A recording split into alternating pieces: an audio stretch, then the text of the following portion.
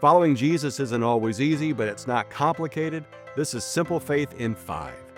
Join us each weekday as we take the teachings of Jesus combined with a spiritual discipline and grow our faith in 5-minute increments.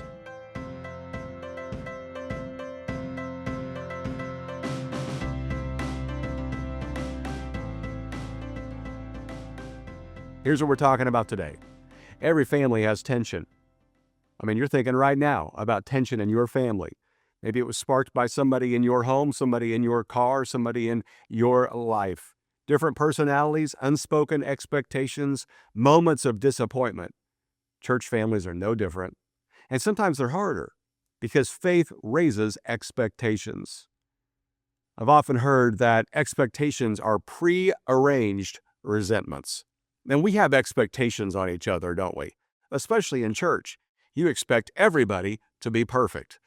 Well, the early church, the first church, was far from perfect. They argued over leadership. They struggled with generosity. They disagreed about culture and theology. And yet, Jesus chose them. He didn't wait for unity before forming community.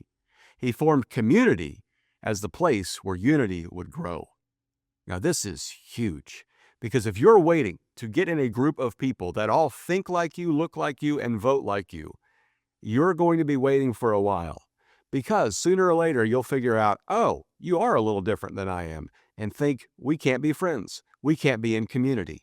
But Jesus, he put together the most amazing group of people that had the most diverse beliefs and backgrounds.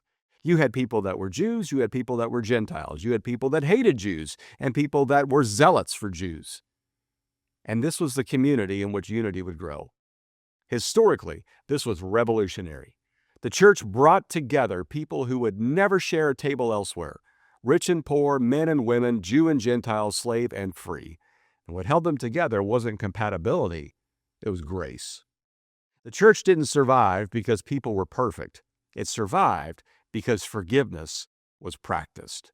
Maybe that small group you bailed on, maybe that 12-step group that you walked away from, maybe that community group that you started at work or a Bible study you started with some friends or neighbors, maybe it could survive not because of compliance or the fact that we all think the same, but because of forgiveness. Here's the spiritual discipline this week. It's community. We don't necessarily like this one. We like to do faith solo. But today, I want you to practice grace within Christian community. In other words, who do you need to extend patience to? Who do you need to assume the best? And who do you need to refuse to withdraw from? You know who that person is. The person that drives you insane. Instead of cutting them off, instead of changing the subject, instead of figuring out a way to get out of that conversation, stay a little longer, listen a little bit longer, lean in a little bit more.